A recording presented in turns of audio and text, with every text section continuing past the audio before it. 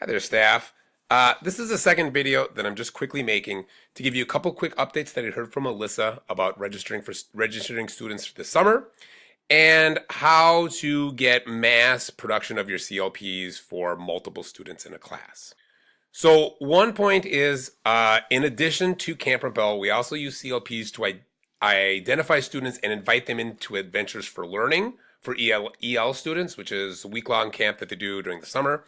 So you need to make sure that all students that are going into grades 3 through 5 next school year need to have CLPs in addition. If they don't get a CLP, they will not be invited. So really press and make sure that those families get CLPs at their conferences. Families have CLPs on Friday, February 23rd. A registration form with an online link and a PIN number will go home to those families so they can register online for Camp Propel. If a family has not signed the CLP or they've declined services, they should not be getting those registration sheets for Camp Propel or for Adventures for Learning. Just keep an eye out for those students. Make sure that they are not getting those in February or March. I just want to give a couple quick tips on doing CLPs for multiple students in REACH. I know in the fall I had given tips on how to do CLPs, but a lot of times in the fall you're just doing it for one or two students, whereas in the winter you're going to be doing it for many students in your class, all the students that you think qualify. So I'm in Corey's class. What I'm going to do is I'm just going to pick 3 students up here that I would pretend are going to need CLPs.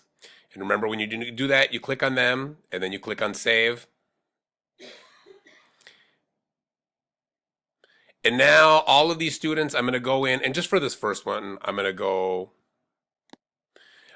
in to click these indicators of need, click the services that they're receiving, click on the goals and objectives and study skills that they might need in a target service class or in Camp Propel.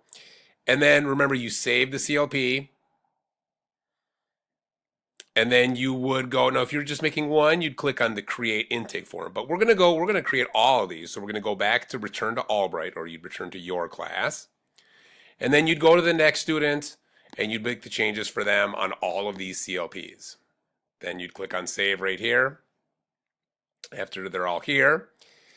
Now what you're going to do is you're going to go to CLP forms and you're going to create for all students.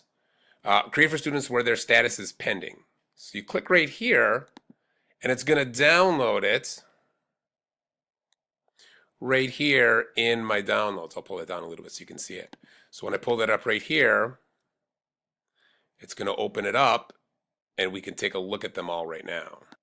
So here's the first student I made, there's the second student, and there's the third student I made.